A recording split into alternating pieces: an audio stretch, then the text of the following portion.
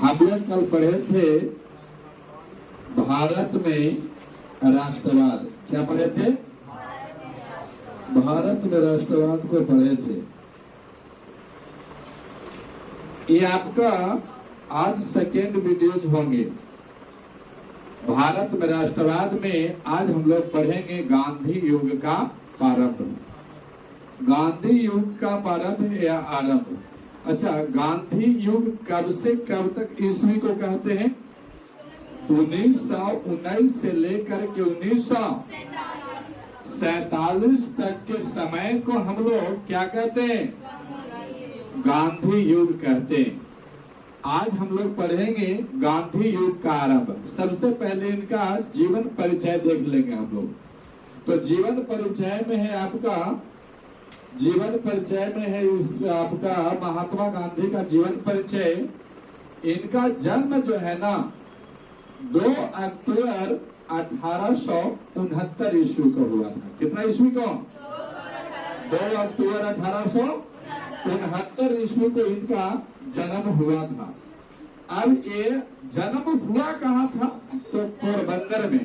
कहाँ हुआ था? पोरबंदर में। अरे पोरबंदर पड़ता है गुजरात नामक राज्य में।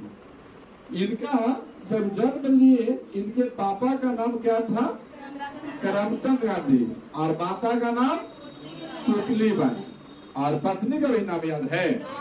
कस्तूरबा गांधी। पत्नी का नाम कस्तूरबा गांधी, माता का नाम पुतलीबाई और पिता का नाम करमचंद गांधी। और इनका स्वयं का नाम था मोहनदास करमचंद गांधी। अब बात यहाँ पे आती है कि यहाँ पर जन्म लिए तो इनका पढ़ाई का जो शुरुआत हुआ था ये इंडिया से हुआ था। और बाद में उच्च शिक्षा के लिए ये कहाँ गए थे? इंग्लैंड गए थे। वहां पे इन्होंने पढ़ाई किया और पढ़ाई करके और वापस लौटे कब? 1891 ईस्वी में। 2 बात पूछता है। 2 बार आपका महात्मा गांधी आपका पढ़ाई के सिलसिला में एक बार तो कहाँ गए थे? आपको इंग्लैंड गए थे और एक बार साउथ अफ्रीका गए थे, दक्षिण अफ्रीका। वो अभी बाद में देखा जाएगा। अब यहाँ पे 1891 ईस्वी में जब लौटे, उन्होंने पढ़ाई करके तो उन्होंने सबसे पहले मुंबई गया और मुंबई में जाकर के और वकालत करना शुरू किया। उसी को बोलते हैं वलिस्ट्री। क्या बोलते हैं? वलिस्ट्री। अब यहाँ पे उन्होंने वकालत शुरू किए तो 1893 ईस्वी में वो समय था। 2 साल बाद 1893 ईस्वी में कहाँ चले गए? पुनः साउथ अफ्रीका। जब मुंबई में आपका लगभग जब वहाँ दक्षिण अफ्रीका से लौटे थे वापस भारत 1891 में, तो वहाँ 2 साल वकालत किए मुंबई में। और 1893 में फिर एक केस आया उनका, उसके सिलसिले में कहाँ चले गए थे? फिर से साउथ अफ्रीका। जब इन्होंने साउथ अफ्रीका गए तो साउथ अफ्रीका में वहाँ इनसे या और लोगों से यहाँ पे काले गोरे का भेद किया जाता था। वहाँ उनको ऐसा मानना था कि जो गोरे लोग हैं ना, उनका खातिर भाव करने के लिए काले लोगों का जन्म हुआ है, या फिर और किसी तरह को सेवा करने के लिए काले लोगों का जन्म हुआ था। अब यहाँ पे गांधी जी भी सामने रंग थे। इनको ये बात वहाँ सोच करके इनको बहुत बुरा लगा और उन्होंने क्या किया कि आपको दक्षिण अफ्रीका में रह करके ही और सबसे पहले सत्याग्रह का प्रयोग उन्होंने किया। किसका प्रयोग किया? सत्याग्रह का प्रयोग उन्होंने किया था। एक नए अस्त्र थे इस समय गांधी जी द्वारा, यह नया अस्त्र था। क्यों? क्योंकि इतिहास गवाह है कि आज तक जितने भी आपका कोई चीज का मनवाना हो या कोई कानून पारित करना हो, उसमें बिना लड़ाई झगड़ा किए हुए आज तक किसी भी प्रकार का कोई विजय प्राप्त नहीं हुआ है। लेकिन गांधी जी का मानना था कि यदि हम सत्याग्रह करके बात को किसी से हम आराम से मनवा सकते हैं। यहाँ पे इन्होंने सबसे पहले दक्षिण अफ्रीका में सत्याग्रह किया और सत्याग्रह किया तो इनसे लोग प्रभावित हुए, और प्रभावित जो भी सावले रंग के थे इनसे प्रभावित हुए, और जो गोरे लोग थे उन्होंने यह जाना कि कोई गांधी नाम करके एक शख्स है जो काले गोरे में जो भेद यहाँ बना हुआ है उसको समाप्त करने के लिए सत्याग्रह का प्रयोग कर रहा है। यहाँ पे इंग्लैंड जो है ना मित्र राष्ट्र का क्या हो गया था, जीत हो गया था। मित्र राष्ट्र का क्या हुआ, जीत। तो मित्र राष्ट्र जब जीता उसमें कौन था, ब्रिटेन था। कौन था, ब्रिटेन। अब यहाँ ब्रिटेन ने उनको ऐसा डगमग डोल लगा कि हम इस युद्ध को क्या हो जाएंगे, हार जाएंगे। जब हारने के लिए सोचा तो ब्रिटेन वालों ने एक फोकस किया कहां, भारतीयों पर, और भारतीयों पर फोकस किया तो उनको लगा कि जो भारत का जो युवा है वो हमारा साथ देगा, और उनके सामने यहाँ के भारतीयों के महान व्यक्तियों के सामने एक शर्त रखा। क्या शर्त रखा कि हम जो है ना, हम जब ये प्रथम विश्व युद्ध जो लड़ रहे हैं हम केंद्रीय शक्तियों के साथ, अगर युद्ध हम जीत जाएंगे तो हम क्या चल जाएंगे, वापस अपना ब्रिटेन चल जाएंगे और भारत को हम स्वतंत्र कर देंगे। इन्होंने लोभ में आ गया, लोभ में आया तो इन्होंने बोल दिया कि ठीक है ये शर्त मुझे मंजूर है, और यही शर्त लेकर के और भारत के युवा जो है वो आपको कौन प्रथम विश्व युद्ध में लड़ाई लड़ने के लिए मित्र राष्ट्र की ओर से सहयोग करना शुरू कर दिया। और सहयोग करना शुरू कर दिया तो कहा वहां जाकर के तलवार चलावेला था, गोली बंदूक चाहिए था उसको लड़ने के लिए। जब लड़ने के लिए गोली बंदूक चाहिए तो इसको गोली बंदूक देगा कौन, तो देने के लिए जब बात आई तो इन्होंने ब्रिटेन वालों ने मना कर दिया। क्या कहा, भैया हमारे पास इसके लिए कोई खर्च वगैरह वगैरह नहीं है। तो क्या भाई कैसे लड़ेंगे, तो लड़ाई करने के लिए आपको अपने सेनाओं का खुद भाई खुद खर्च उठाना पड़ेगा, खुद भाई खुद खर्च को उठाना पड़ेगा। इन्होंने बोला कि ऐसा तो कैसे हो सकता है, एक तो पहले से हम लोग भी आर्थिक स्थिति मेरा खराब है, और फिर से अगर हम युद्ध में भेज रहे हैं अपना सेना को तो हम गोली बंदूक लाएंगे कहां से उतना। तो बोला कि आप कैसे भी कीजिए वो हमको पता नहीं है, हम जीत जाएंगे भारत से हम वापस चल जाएंगे। लोगों को लगा कि चलो भैया एक बात इसको सहयोग करते हैं।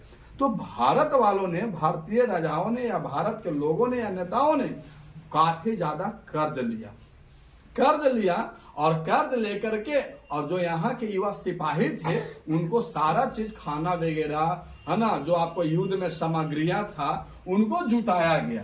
यहाँ पे लिखे हैं कि शर्त क्या था कि हम सभी भारत छोड़ करके क्या करेंगे, वापस चले जाएंगे, और भारतीय ब्रिटेन को क्या हो गया, साथ दिया। और युद्ध जीतने के बाद उन्होंने क्या किया, कोई भी शर्त मानने को तैयार नहीं हुआ। जब युद्ध जीत गया भारतीय युवाओं ने कितने को तो जान चली गई, उस समय कोई कुछ नहीं था, किसी का हिफाजती नहीं था। जब ये देखा गया कि जब युद्ध जीता तो यहाँ से भारत वालों ने प्रस्ताव ब्रिटेन वालों से रखा, मित्र राष्ट्र से रखा कि भैया अब आप लोग युद्ध जीत गए हैं, हमारा तो बहुत नुकसान हुआ है, हम तो अपने यहाँ के युवाओं को भी त्याग दिए और इतना बड़ा कर्ज लिए हैं, अब आप लोग चले जाइए। ब्रिटेन वालों ने इस बात को मानने से नकार कर दिया।